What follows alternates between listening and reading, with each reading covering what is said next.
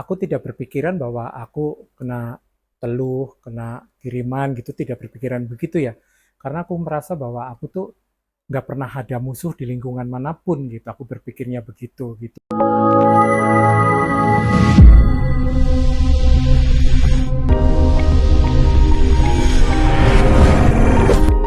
Ini saya menceritakan setelah saya terjadi kena kiriman teluh itu kita lagi pada duduk di lingkungan ini, di ruangan tamu aku gitu kan. Nah tiba-tiba TV ku yang legend ini bunyi kenceng banget, kayak suara apa ya, petir gitu, sama suara gini judet kayak gitu kan, kenceng banget. Aku sampai kaget, ini bunyi TV kenceng banget kenapa gitu loh. Lah kok nggak bau-bau apa, nggak bau kayak sengatan kabel-kabel atau apa, nggak ada sama sekali, tapi bunyinya tuh kenceng banget gitu. Itu awal asal muasalnya. Nah terus akhirnya seiring dengan berjalannya waktu, kita satu minggu setelah itu, tapi sebelum itu kayak ada bayangan sosok gaib yang masuk ke kamarku gitu, gitu kenceng banget. Aneh nggak coba? Padahal kamarku tuh nggak ada siapa-siapa, tiba-tiba kamarku tuh aku masuk udah kayak kapal pecah, hanger itu pada roboh, semua pada roboh. Nanti boleh dibuktiin, pokoknya semua pada roboh lah. Aku sampai kaget, tapi aku ada ngeliat ada bayangan gaib ya, aku kan bisa melihat gitu ya, ada bayangan gaib tuh.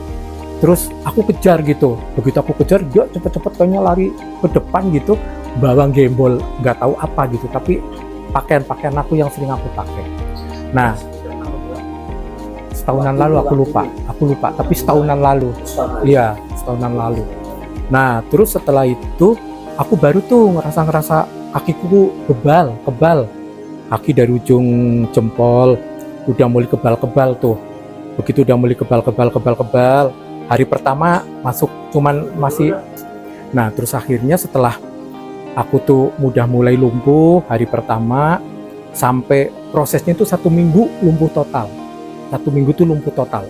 Nah satu minggu lumpuh total, tapi kan aku masih bingung sampai ini aku tak gini-giniin, karena itu rasa itu udah nggak ada apanya ya, ngerasa tuh udah kayak stroke apa, aku kenapa kayak gitu tuh. Nah itu pun aku kan mau ngangkat tangan itu rasanya bukan baal, tapi sakitnya luar biasa, sakit yang amat sangat, ibaratnya dari ujung sampai atas tuh kayak ditusuk-tusuk rasanya, kayak pokoknya kayak yang bener-bener panas luar biasa. Akhirnya aku nggak yakin, aku obatin, aku ke laborat gitu. Terus diperiksa secara itu nggak ada apa-apa, semua diabetes nggak ada masalah, kolesterol nggak ada masalah, tapi kok sakitnya tuh bener-bener luar biasa. Akhirnya aku bilang sama kakakku Bu Desur, wah ini kena teluh kayak gitu. Nah kena teluh yang namanya itu adalah teluhnya Banaspati atau bola api gitu, karena waktu itu yang diserang itu adalah TV gitu kan. TV bunyi tuh gede banget. Nah mungkin ini TV kalau bisa berbicara mungkin udah mati kali ya, jadi mungkin mau ngantem aku karena aku lagi duduk di sini, yang dihantam TV, sehingga mungkin aku nggak langsung kena secara total gitu loh. Nah terus akhirnya aku udah mulai tuh pengobatan, udah mulai tetek bengek dengan segala macem gitu. Terus akhirnya sampai 1 bulan kan nggak sembuh tuh. Aku hari-hari yang namanya begitu udah mulai lumpuh total, nangis itu hampir hari-hari nangis kerjaannya. Ya gimana tidak, mau ke kamar mandi, aku tuh rembetan aja nggak bisa, turun dari ranjang aja aku nggak bisa. Tapi aku berusaha agar aku nyampe ke toilet ini gimana caranya. Soalnya kan aku nggak mau pakai pampers. Terus asistenku malu aku dibukain bajunya sama dia kayak gitu. Pokoknya gimana sih, aku yang orangnya nggak pernah aneh-aneh, terus tiba-tiba ada orang lihat organ intimku gitu dibuka-buka, kan nggak bisa nerima gitu akunya. Lah itu dia yang menjadikan beban mental aku tuh.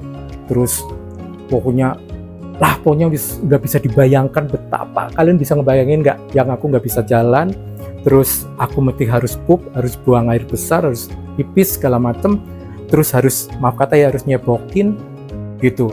Itu tersiksa amat, tersiksa sangat luar biasa. Itu berjalan sampai 1 bulan aku jalan sendiri. Akhirnya ujung-ujungnya aku hampir nggak kuat, yang ada di pikiranku mindsetnya pasti aku mati gitu kan.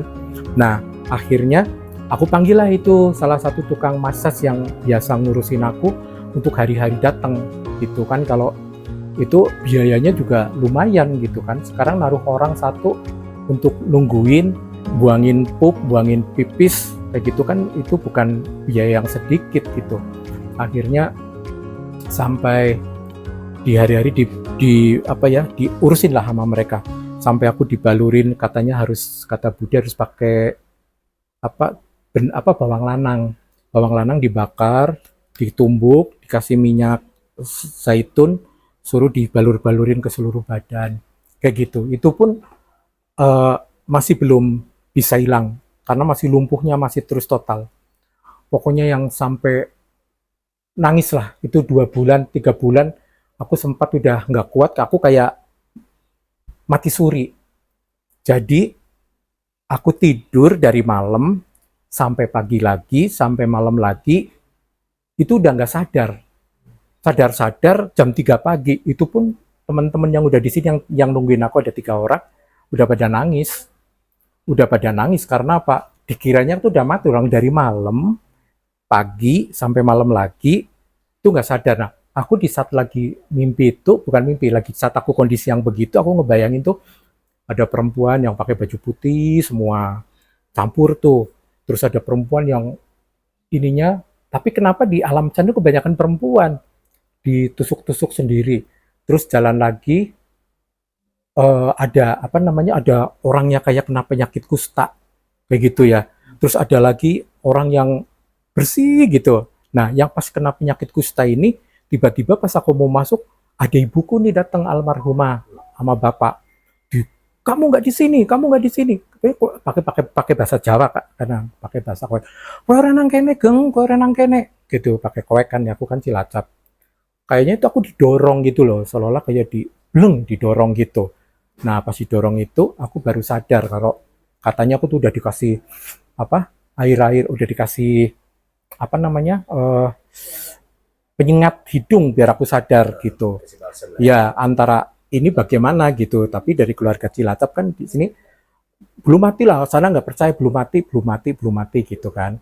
Nah terus akhirnya ya udah, begitu aku sadar udah pada nangis. Konon kata mereka aku tuh udah nggak bangun-bangun dari 1 malam, 1 pagi, 1 malamnya kayak gitu.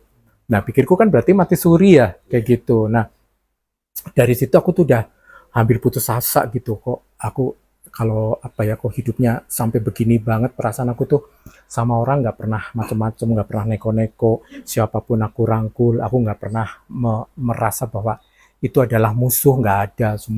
Semua aku baik kepada siapapun gitu. Nah itulah kadang-kadang kita nggak bisa bedain ya mana manusia yang baik, mana yang tidak, mana yang musuh kayak gitu kan, karena kita be positive thinking selalu kayak gitu. Nah itu tuh hari-hari aku yang benar-benar nangis, kerjanya cuma nangis. Udah gitu ketambahan pikiran aku pusing, harus bayar cicilan bank ya kan, harus bayar ini, bayar listrik, bayar PAM. Aku tulang punggung lagi, keluarga aku Cilacap juga aku harus ada yang ngurusin. Pokoknya pikirannya udah beraneka macam, aku merasa bahwa itu adalah di titik yang sangat luar biasa. Aku nggak cerita kepada siapa-siapa karena aku kalau cerita takutnya, aku kan kepengen pekerjaan. Nah takutnya mereka gini, lah ngapain sih pakai Ageng Kiwi, sakit-sakitan udah tua kayak gitu. Yang muda-muda, yang murah-murah banyak, ngapain pakai dia ya gitu. Karena itu sempat terdengar dia